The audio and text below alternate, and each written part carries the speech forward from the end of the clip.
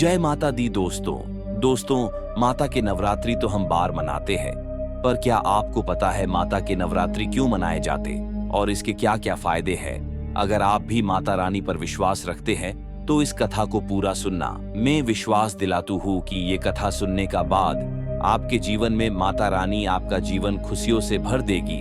तो प्रारंभ करते हैं माता के 9 रूपों की कथा। नवदुर्गा का उत्सव, जो नवरात्रि के रूप में जाना जाता है, माँ दुर्गा के नवरूप की पूजा और आराधना के लिए मनाया जाता है। इस दौरान लोग माँ दुर्गा की भक्ति करते हैं और उनसे शक्ति, सुख और समृद्धि की प्रार्थना करते हैं। माँ दुर्गा को शक्ति, समृद्धि और रक्षा का प्रतीक माना जाता है। नवरात्रि के दिनों में हर दिन एक अलग रूप की पूजा की जाती है, जिससे मानवता की भलाई और शक्ति की प्राप्ति होती है। इस अवसर पर लोग व्रत रखते हैं, भजन कीर्तन करते हैं और नवरात्रि के महत्व को समझते हैं। इसे न सिर्फ धार्मिक अनुशासन बनता है, बल्कि समाज में एकता और भक्ति का भी दर्शन होता है। हर दिन एक अलग रूप की पूजा की जाती है, जैसे शैलपुत्री, शक्ति और स्नेह का प्रतीक; ब्रह्मचारिणी, तप और साधना का प्रतीक; चंद्रघंटा, शांति और समृद्धि का प्रतीक; कुष्मांडा, सृजन और समृद्धि का प्रतीक; स्कंदमाता, माता की सुरक्षा और प्यार का प्रतीक; कात्यायनी, वीरता और शक्ति का प्रतीक; कालरात्रि, बड़ी कठिनाइयों से बचाने वाली; नवदुर्गा, पूजा से भक्ति का विकास होता है और इससे मानव समाज में एकता और भाईचारा भी बढ़ता है। इस अवसर पर लोग व्रत रखते हैं, भजन और कीर्तन करते हैं और सामाजिक और पारिवारिक एकता को मजबूत करते हैं। नवरात्रि के दिन सबसे पहले माता शैलपुत्री की पूजा की जाती है। शैलपुत्री माँ दुर्गा का प्रथम रूप है और इन्हें पार्वती या हेमावती के नाम से भी जाना जाता है। उनका वर्णन पुराणों में प्राप्त होता है, जहां इन्हें पर्वत रानी और हिमालय की पुत्री माना जाता है। एक बार राजा हिमवान की पत्नी रानी मैनावती अपने पुत्र की प्राप्ति के लिए तपस्या कर रही थी।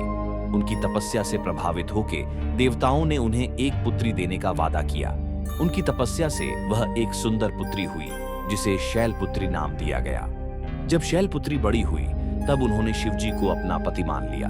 पार्वती की प्राथमिकता शिवजी के प्रति उनकी भक्ति थी। पार्वती ने उनसे मिलने के लिए कठिन तपस्या की, जिससे उनका प्रिय नाम शैलपुत्री पड़ा। शैलपुत्री नाम एक भक्ति और समर्पण का प्रतीक है। उनके हाथ में त्रिशूल और कमल होता है, जो शक्ति और सुख का प्रतीक है। उनका वहां एक ताधी यानी कि शांड है, जो उनकी शक्ति और वीरता को दर्शाता है। नवरात्रि के प्रथम दिन उनकी पूजा की जाती है। नवरात्रि के प्रथम दिन उनकी पूजा की जाती है। इस दिन भक्तों को उनसे शक्ति, शांति और समृद्धि की प्रार्थना करनी चाहिए। इस दिन लोग व्रत रखते हैं, भजन गाते हैं और उनकी महिमा का वर्णन करते हैं। शैलपुत्री की कथा सुनने से मन को शांति मिलती है और भक्ति की भावना जागृत होती है। उनसे प्रार्थना करने से जीवन में सकारात्मकता और शक्ति का विकास होता है। नवरात्रि के दूसरे दिन माता ब्रह्मचारिणी की पूजा की जाती है। ब्रह्मचारिणी माँ दुर्गा का दूसरा रूप है और इन्हें पार्वती के रूप में भी जाना जाता है। उनका अवतार शिवजी के प्रति भक्ति और समर्पण को दर्शाता है। एक बार पार्वती ने शिवजी से विवाह करने का मन बना लिया। उन्होंने इस इच्छा को पूरा करने के लिए तपस्या करने का निर्णय लिया। अपने पिताजी हिमवान की अनुमति लेकर उन्होंने कठिन तपस्या की शुरुआत की। ब्रह्मचारिणी ने अपनी तपस्या के दौरान अकेली रहकर लंबे समय तक साधना में रही। उन्होंने सिर्फ फल, पत्ते और कुछ ध्यान के माध्यम से अपनी तपस्या की। उनका समर्पण और भक्ति देखकर देवताओं ने भी उनकी प्रशंसा की। उनकी तपस्या इतनी कठिन थी, लेकिन उन्होंने इस दौरान कभी भी हार नहीं मानी। उनकी श्रद्धा, समर्पण ने उन्हें अपनी मनोकामना अर्थात शिवजी को प्राप्त करने में मदद की। आखिरकार उनकी तपस्या से प्रभावित होकर भगवान शिव ने उन्हें दर्शन और उनकी भक्ति को समीक्षा किया। ब्रह्मचारिणी को ज्ञान, तप और साधना का प्रतीक माना जाता है। इनके हाथ में जाप माला और कमल डाल होती है। उनका का वाहन एक ताधी अर्थात सांड है, जो उनकी शक्ति और साधना को दर्शाता है। नवरात्रि के दिन भक्तों को उनसे ज्ञान, समर्पण और शक्ति की प्रार्थना करनी चाहिए। इस अवसर पर लोग व्रत करते हैं, भजन कीर्तन करते हैं और उनकी महिमा का वर्णन करते हैं। ब्रह्मचारिणी की कथा सुनने से मन को शांति और समर्पण की भावना मिलती है, जो जीवन में सही दिशा और ज्ञान प्रदान करती है। नवरात्रि के तीसरे दिन माता चंद्रघंटा की पूजा की जाती है। चंद्रघंटा माँ दुर्गा का तीसरा रूप है। इन्हें शांति, समृद्धि और वीरता का रूप माना जाता है। उनका नाम चंद्रघंटा इसलिए पड्डी डीहा क्योंकि उनकी मांग में चंद्र अर्थात चंद्रमा, घंटा अर्थात घंटी सुशोभित है, इसलिए इस स्वरूप को चंद्रघंटा के नाम से जाना जाता है। मां चंद्रघंटा का अवतार तब हुआ जब सभी देवताओं ने असुर रक्तवीज के प्रारब्ध से परेशान होकर अपनी रक्षा की प्रार्थना की। रक्तवीज एक शक्तिशाली असुर था जिसका खून जितनी बार धरती पर गिरता तब उससे एक और रक्तवीज जन्म लेता। इस प्रकार वो कभी भी मर नहीं सकता था। देवताओं ने मां दुर्गा से मदद मांगी। मां दुर्गा ने रक्तवीज का वध करने का निश्चय किया और उन्होंने चंद्रघंटा का रूप धारण किया। उनका ये रूप वीरता और शक्ति से भरा हुआ था। मां ने अपनी घंटी की धुन से शरण लेने वालों को शांति दी और शक्ति से भरे दुश्मनों को पराजित किया। चंद्रघंटा के हाथों में त्रिशूल, तलवार और घंटी होती है जो उनकी शक्ति और रक्षा की प्रतीक है। उनका वाहन शेर है जो उनकी वीरता और शक्ति का दर्शन करवाता है। नवरात्रि के तीसरे दिन मां चंद्रघंटा की पूजा की जाती है। इस दिन भक्तों को उनसे शांति, समृद्धि और रक्षा की प्रार्थना करनी चाहिए। इस दिन लोग व्रत रखते हैं, पूजा पठ करते हैं, भजन कीर्तन और गाते हैं और उनकी महिमा कर वर्णन करते हैं। चंद्रघंटा की कथा सुनने से मनुष्य को शांति और वीरता से जीवन की भावना मिलती है, जो दुख और कठिनाइयों से लड़ने की शक्ति देवी है। इनकी आराधना से भक्तों को दुर्गति से मुक्ति और सुख प्राप्त होता है। नवरात्रि के चौथे दिन माता कुष्मांडा की पूजा की जाती है। कुष्मांडा मां दुर्गा का चौथा रूप है, जिन्हें सृजन, समृद्धि और प्रकाश का प्रतीक माना जाता है। इन्हें विश्व की सृजनकर्ता भी माना जाता है। ब्रह्मांड के प्रारंभ में जब कोई सृजन नहीं था, तब मां कुष्मांडा ने अपने चैतन्य से पृथ्वी और समस्त जगत का सृजन किया। जब सब कुछ अंधकार में था, तब उन्होंने अपनी मुस्कुराहट से प्रकाश का सृजन किया, जिससे जगत में उजाला हुआ। उनकी सृजन शक्ति से न विश्व की सभी चीजें जैसे प्रकृति, मनुष्य और जीव जंतु का सृजन हुआ। कुष्मांडा ने अपनी शक्ति से सभी जीवों को जीवन और आशा प्रदान की।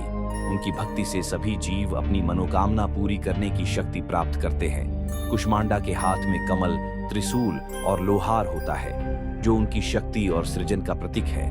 उनका वहां एक चित्ता है जो उनकी वीरता और शक्ति को दर्शाता है। नवरात्रि के चौथे दिन मां कुष्मांडा की पूजा की जाती है। इस दिन भक्तों को उनसे सृजन, शक्ति, समृद्धि की प्रार्थना करनी चाहिए। इस दिन व्रत रखने वाले लोग भजन गाते हैं, कीर्तन करते हैं और उनकी महिमा का वर्णन करते हैं। कुष्मांडा की कथा सुनने से मन को नई ऊर्जा मिलती है, जो जीवन में सुख और समृद्धि प्रदान करती है। उनकी आराधना से भक्तों को दुर्गादि से मुक्ति मिलती है और विश्व में शांति प्राप्त होती है। नवरात्रि के 5वें दिन देवी स्कंद माता की पूजा की जाती है। स्कंद माता दुर्गा का 5वां रूप है। इन्हें स्कंदा की माता के नाम से भी जाना जाता है। इनका अवतार उनके पुत्र कार्तिकेय याकी की स्कंदा की रक्षा और समर्थन के लिए हुआ था। पुराणों के अनुसार देवताओं ने तारकासुर के प्रभाव से परेशान होकर मां दुर्गा से मदद मांगी। तारकासुर इतना शक्तिशाली था कि उसने देवताओं को पराजित कर दिया था। उसे ऐसा वरदान प्राप्त था कि उसे सिर्फ के शिव का पुत्र की पराजित कर सकता है। मां दुर्गा ने अपनी तपस्या से शिवजी से पुत्र प्राप्ति की इच्छा की। उनकी भक्ति और तपस्या के प्रभाव से शिवजी ने उन्हें कार्तिकेय के जन्म के वरदान दिया। स्कंदमाता के रूप में मां दुर्गा ने अपने पुत्र कार्तिकेय को गोद में उठाया, जिससे उनकी शक्ति और अस्तित्व प्रकट हुआ। कार्तिकेय ने अपनी मां की शक्ति से तारकासुर का वध किया और इस प्रकार मां स्कंदमाता ने जगत की रक्षा की। स्कंदमाता को ज्ञान, शक्ति और शांति का प्रतीक माना जाता है। इनके हाथ में उनके पुत्र कार्तिकेय के साथ साथ कमल पुष्प और शक्तिशाली त्रिशूल होता है। इनका वहां शेर है जो उनकी वीरता को दर्शाता है। नवरात्रि के 5वें दिन मां स्कंदमाता की पूजा की जाती है। इस दिन भक्तों को उनसे पुत्र प्राप्ति, शांति और ज्ञान की प्रार्थना करनी चाहिए। व्रत रखने वाले लोग उनका भजन कीर्तन कर स्कंदमाता का गुणगान करते हैं और देवी का आशीर्वाद पाते हैं। स्कंदमाता एक ऐसा स्वरूप है जो जीवों को नई उमंग और आशा प्रदान करता है। उनकी आराधना से भक्तों को सुकून और समृद्धि प्राप्त होती है। नवरात्रि के 6ठे दिन माता कात्यायनी की पूजा की जाती है। कात्यायनी मां दुर्गा का 6ठा रूप है। इनका अवतार असुर महिषासुर के वध के लिए हुआ था, जो देवताओं और मनुष्यों के लिए कठिनाइयां उत्पन्न कर रहा था। पुराणों के अनुसार एक अर्षि कात्यायन, जो भक्ति और तपस्या में महारथी थे, उन्होंने मां दुर्गा की आराधना की। उनकी भक्ति से प्रभावित होकर मां दुर्गा ने उनके नाम के रूप में अवतार लेने का वचन दिया। अर्षि कात्यायना की इच्छा थी कि उन्हें एक शक्तिशाली पुत्री मिले जो असुर महिषासुर का वध कर सके। मां दुर्गा ने कात्यायनी के रूप में अवतार लिया, जो शक्ति और वीरता का प्रतीक है। उनका रूप बहुत ही मनोहर था। उनके हाथ में तलवार, त्रिशूल और कमल था। उन्होंने महिषासुर से युद्ध किया, जो विशेष शक्तियों से भरा हुआ था। मां कात्यायनी की शक्ति और वीरता से महिषासुर का वध हुआ और इस प्रकार माता ने जगत को शांति और सुरक्षा प्रदान की। कात्यायनी को शक्ति, वीरता और समर्थन का प्रतीक मन जाता है। उनका वाहन चिता है, जो उनकी शक्ति और रक्षा को दर्शाता है। नवरात्रि के छठे दिन मां कात्यायनी की पूजा की जाती है। इस दिन माता के भक्त उनसे शक्ति, वीरता और रक्षा की कामना करते हैं। कात्यायनी की कथा सुनने से मनुष्य को शक्ति और समस्याओं से लड़ने की वीरता मिलती है, जो जीवन में कठिनाइयों का सामना करने की ताकत देती है। इनकी आराधना से भक्तों को खुशी, सुख, समृद्धि प्राप्त होती है। नवरात्रि के 7वें दिन कालरात्रि की पूजा की जाती है। कालरात्रि मां दुर्गा का सत्व रूप है और इन्हें शिवदूती या काली के नाम से भी जाना जाता है। उनका अवतार अंधकार और दुख को दूर करने के लिए होता है और यह रूप असुरों और दुष्कर्मियों के लिए विनाशक माना जाता है। कालरात्रि की कथा यह कि जब जगत में अंधकार, असुर और अधर्म का विकास हुआ, तब देवताओं ने मां दुर्गा से मदद की प्रार्थना की। असुर रक्तबीज, जो अपने खून से और रक्तबीज जन्म देता था, देवताओं के लिए बहुत बड़ा शांकत बना हुआ था। मां दुर्गा ने कालरात्रि का रूप धारण किया, जो वीरता और क्रोध से भरा हुआ था। उनका रूप कला था। उनकी आंखें अंगारों सामान चमक रही थीं और उनका जीवन शक्ति से परिपूर्ण था।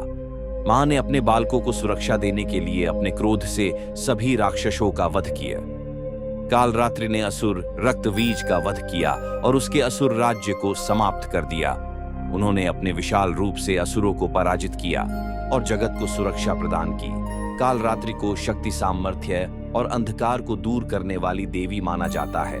उनके हाथ में तलवार और त्रिशूल होता है, जो उनकी वीरता और शक्ति का प्रतीक है। उनका वाहन गधा है, जो उनकी सामर्थ्य को दर्शाता है। नवरात्रि के 7वें दिन मां कालरात्रि की पूजा की जाती है। इस दिन भक्तों को उनसे अंधकार से मुक्ति, रक्षा और शांति की प्रार्थना करनी चाहिए। कालरात्रि की कथा सुनने से मन को शांति और सामर्थ्य मिलता है, जो दुख और कठिनाइयों से लड़ने की शक्ति देता है। उनकी आराधना से भक्तों को सुख, शांति और समृद्धि प्राप्त होती है। नवरात्रि के 8वें दिन महागौरी की पूजा की जाती है। महागौरी मां दुर्गा का 8वां रूप है और इन्हें शुद्धता और शांति का प्रतीक माना जाता है। उनका अवतार भक्ति और तपस्या का दर्शन कराता है और यह रूप जीवन की शुद्धि और मनुष्य की सुख भावना का प्रतीक भी है। मां दुर्गा ने महागौरी का रूप तब धारण किया जब उन्होंने शिवजी से मिलने के लिए कठिन तपस्या की। उनकी तपस्या से उनका रूप इतना शुद्धा और प्रकाशित हो गया कि वो महागौरी बन गई, जिनका रंग सफेद है। महागौरी का ये रूप उनकी शुद्धता और प्यार दर्शाता है। उनकी खुशबू और शांति से मनुष्य का मन शांत होता है। उनकी भक्ति से भक्तों को अनेकों सुख और समृद्धि मिलती है। उनके एक हाथ में त्रिशूल और दूसरे में कमल होता है और इनका वाहन भी एक बेल है। महागौरी को समृद्धि और शुद्धता का प्रतीक माना जाता है। उनका भक्ति से भरा रूप भक्तों को भक्ति और समर्पण की भावना देता है। उनका ज्ञान कोर प्रेम जीवन को रोशन करता है। नवरात्रि के 8वें दिन मां गौरी की पूजा की जाती है। महागौरी की कथा सुनने से मन को शांति और सुख की अनुभूति होती है, जो जीवन में एक नई ऊर्जा प्रदान करती है। नवरात्रि के 9वें दिन माता सिद्धिदात्री की पूजा की जाती है। सिद्धिदात्री मां दुर्गा के 9वें रूप हैं और इन्हें सिद्धियों और समृद्धि की देवी माना जाता है। उनका अवतार उनकी शक्ति और समर्थ्या को दर्शाता है और वे भक्तों को मनोकामनाओं की सिद्धि प्रदान करती हैं। मां सिद्धिदात्री का अवतार तब हुआ जब जगत को उनकी शक्ति की आवश्यकता थी।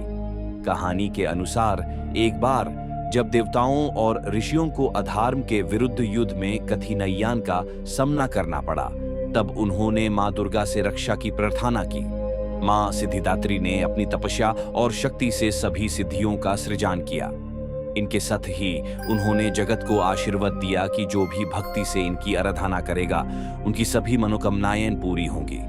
उनका एक अनोखा विशेषता है कि वो अपने भक्तों को जीवन की सभी सिद्धियां जैसे समृद्धि, ज्ञान और सुख प्रदान करती हैं। उनका वाहन एक लायन है जो उनकी शक्ति और वीरता को दर्शाता है। सिद्धिदात्री को ज्ञान, शक्ति और समृद्धि का प्रतीक माना जाता है। उनके हाथ में विशेष समर्थ्य का प्रतीक जैसे कमाल और त्रिशूल होता है। नवरात्रि के 90 दिन मां सिद्धिदात्री की पूजा की जाती है। इस दिन भक्तों को उनसे सिद्धियों, सुख और समृद्धि की प्रार्थना करनी चाहिए। व्रत रखने वाले लोग भजन गाते हैं और उनकी महिमा का वर्णन करते हैं। सिद्धिदात्री की कथा सुनने से मन को शक्ति और आशा मिलती है जो जीवन में समृद्धि और सुख प्रदान करती है। उनकी आराधना से भक्तों को विश्वास और सुख मिलता है जो उन्हें जीवन के हर क्षेत्र में सफलता प्रदान करता है। सिद्धिदात्री की पूजा के बाद नवरात्रि उत्सव का समापन होता है और इसी दिन घर में कंचका बैठकर उन्हें हलवा पूरी का भोग लगाते हैं और माता के 9 दिन की हवन सामग्री तुलसी के पौधे अथवा बहती हुई नदी में प्रवाह कर देते हैं। दोस्तों, मैं उम्मीद करता हूँ माता रानी के 9 रूपों की कथा सुनकर आप माता रानी की पूजा पाठ पूरी श्रद्धा और मन से करोगे। माता रानी को सच्चे मन से मानते हैं तो वीडियो को लिखे करके अपने सेज संबंधियों को ये वीडियो जरूर भेजें ताकि वो भी माता के 9 रूपों की कथा सुनकर उनकी पूजा पाठ आराधना सही से कर सके।